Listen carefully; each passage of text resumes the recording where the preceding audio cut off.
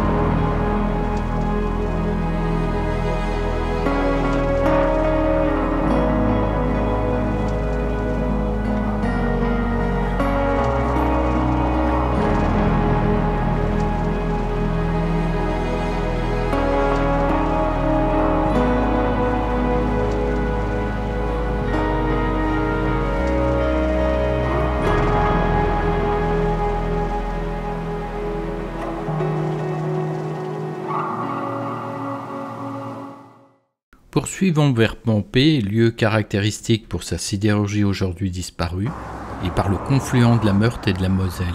Derrière cette cité se dressait une usine sidérurgique créée en 1874. Un industriel possédant la seconde plus importante forge de Lorraine à Ars-sur-Moselle quitte la Moselle annexée et fait bâtir des hauts fourneaux. Le site comptera 4 hauts fourneaux jusqu'à 3000 ouvriers en 1910.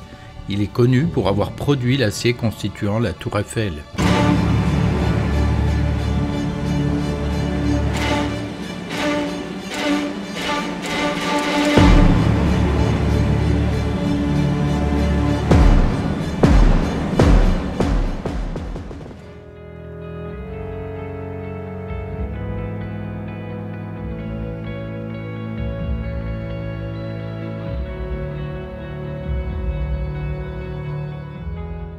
La Moselle se presse pour aller accueillir, à quelques dizaines de mètres de là, son grand affluent, la Meurthe.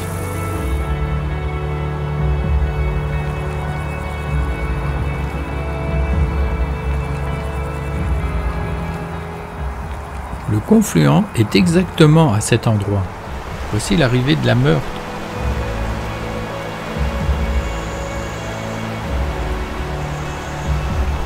Regarde comme elle se jette dans la Moselle. C'est vrai, il n'y a rien de flagrant si ce n'est un mélange rapide des deux rivières. J'ai 2 questions. Saurais-tu dire si un poisson pêché ici appartient à la Meurthe ou à la Moselle? Seconde question, le pêcheur reste-t-il en permanence pour marquer qu'on est au confluent?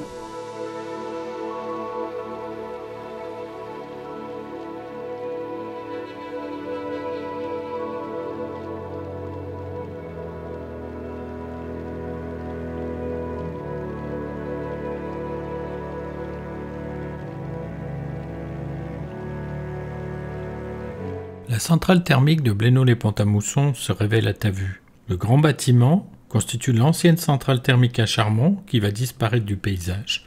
Il ne restera alors que la récente centrale thermique à gaz à l'avant sur cette photo.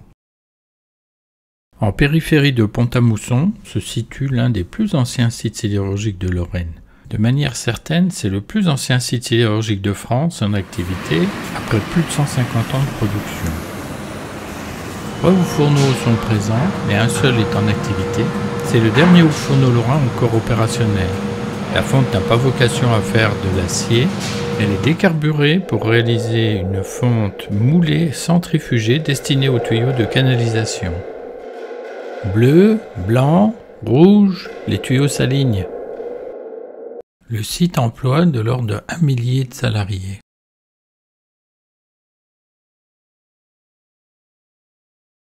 Pont-à-Mousson est marqué dans l'histoire par la présence d'un pont tenant lieu de passage entre Toul, Nancy et Metz. C'est une possession des comtes puis ducs de Bar qui en font une importante place commerciale. Puis en fin du XVe siècle, les duchés de Bar et de Lorraine fusionnent pour ne faire qu'un seul territoire. Pont-à-Mousson est occupé par les Français en 1552 et définitivement annexé à la France en 1766 à la mort du duc Stanislas. L'église Saint-Martin a été construite au XIVe et XVe siècle. Quant à l'abbaye, elle date du XVIIIe siècle, occupée à l'origine par l'ordre des Prémontrés et bâtie près de l'ancienne université qui a son apogée à compter jusqu'à 2100 étudiants.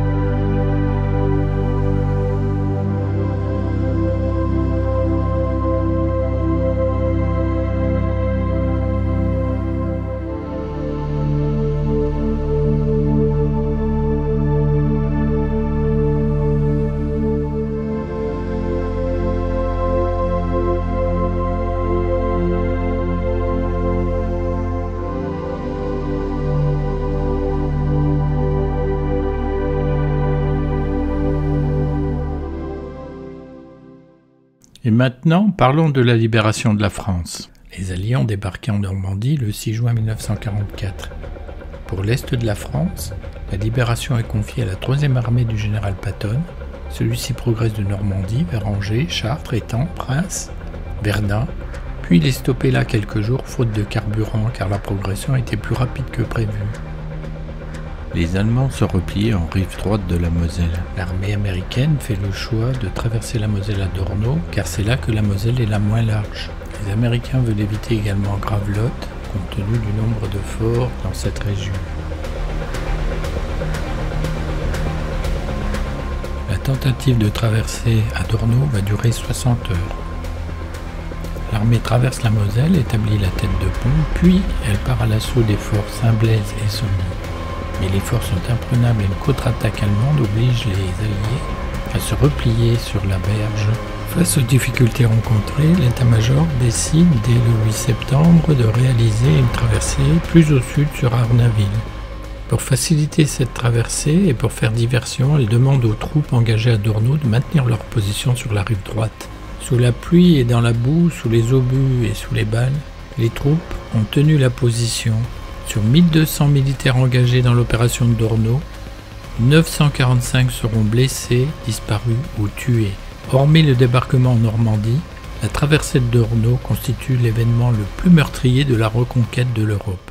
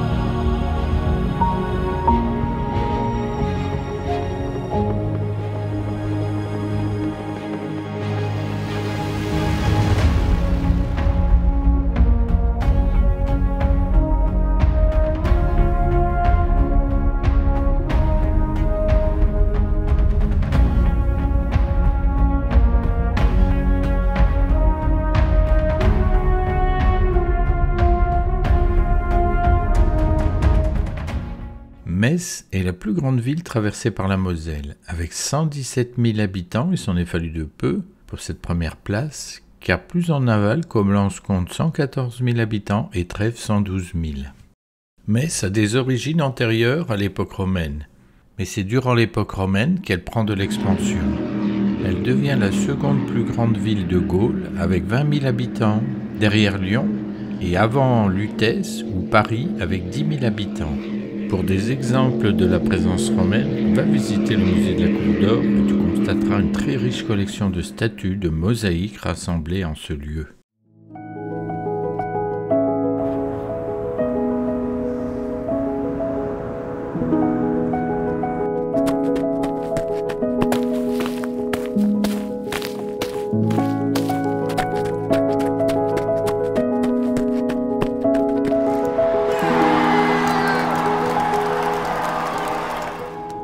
Durant le Moyen-Âge, la ville étend ses remparts et multiplie les portes d'accès. La porte serpenoise et la porte des Allemands en sont des exemples. La ville est sous la dépendance du Saint-Empire germanique durant des siècles, mais elle bénéficie d'une indépendance, d'abord sous la direction des évêques de Metz, comme l'évêque Saint-Clément, dont la légende dit qu'il a terrassé le dragon appelé le Graouli. Puis ce sont des familles de la haute aristocratie, surnommées les Parèges, qui récupèrent les pouvoirs de la ville en étant organisées par quartier.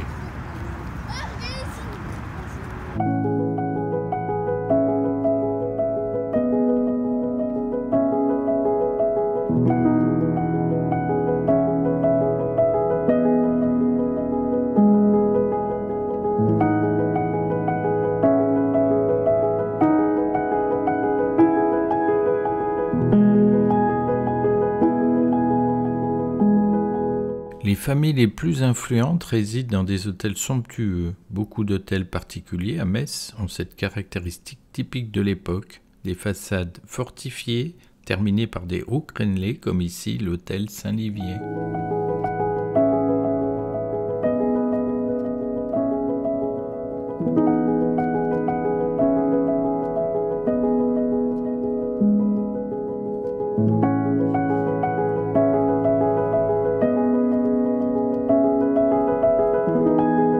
La place Saint-Louis était la plus grande place marchande de Metz. On y trouve les arcades si courantes dans les villes.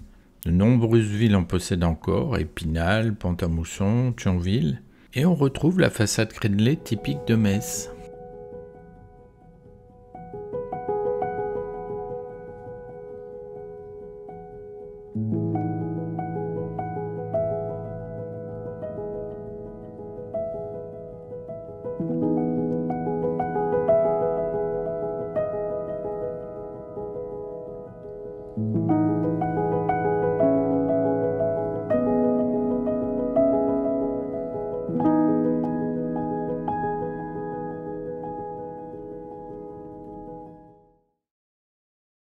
La porte des Allemands est l'un des vestiges les plus visibles du rempart du Moyen-Âge.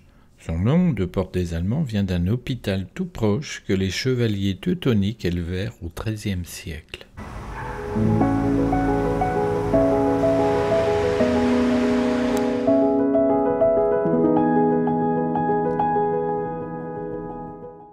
Metz rentre dans le giron de la France en 1552. La ville devient une place militaire proche de la frontière avec de nombreuses casernes. La défaite de Napoléon III lors de la guerre franco-prussienne de 1870 fait perdre l'Alsace et la Moselle. Metz devient allemande durant 50 ans. Les Allemands lancent des grands travaux d'expansion. Les remparts sont détruits. La couleur jaune de la pierre de Jaumont est parfois remplacée par la couleur rose du grès pour les nouveaux quartiers créés, tels que celui de la gare, ou la place Raymond-Mondon, ou encore l'avenue Foch, très caractéristique.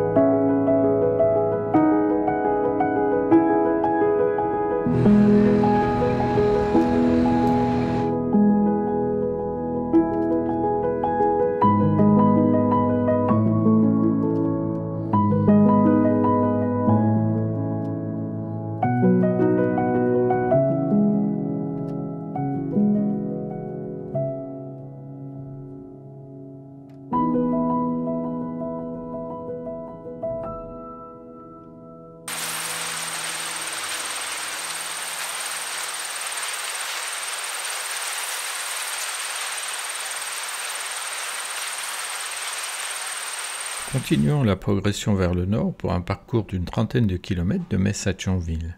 On y traverse la zone la plus peuplée de Lorraine, héritage de la forte activité sidérurgique. Les villes ont des noms se terminant souvent par Ange, Agondange, Mandlange, Hucange, Florange, Réange, Clouange, Lutange, Nilvange, Serremange, Guénange, Gandrange, Talange, Étange, Gilange.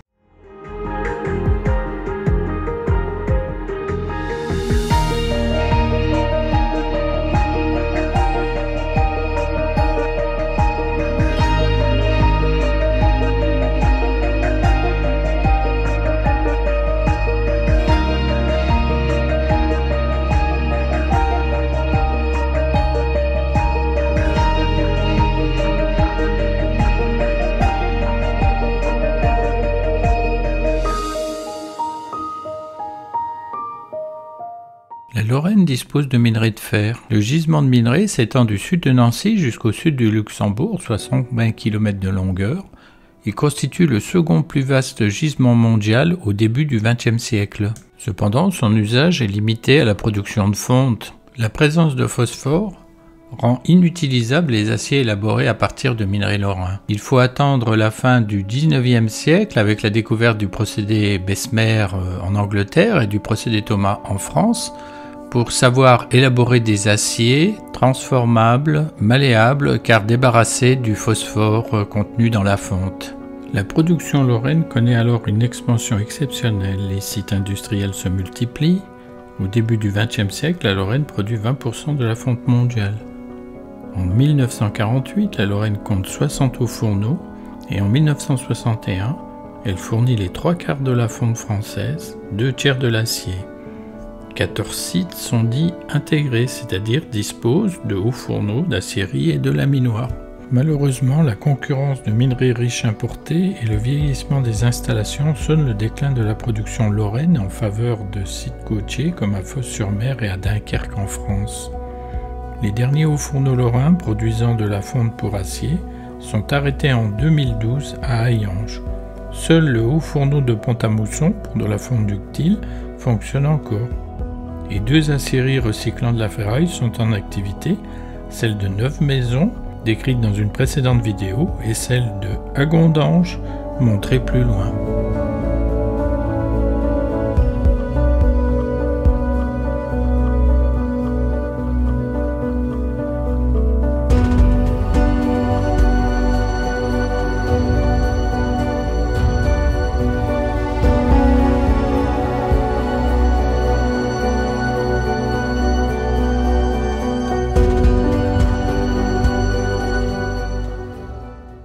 Florange, autre site en activité. Contrairement à ce que les médias ont laissé croire lors de l'arrêt des hauts fourneaux de Hayange-Florange en 2012, le site est toujours opérant.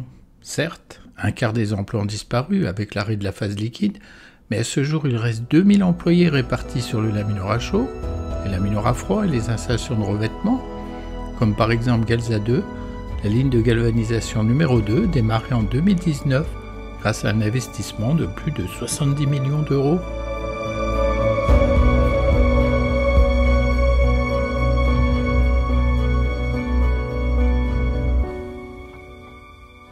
Thionville, à mi-parcours entre Metz et Luxembourg, est la 3e ville de Lorraine avec 40 000 habitants.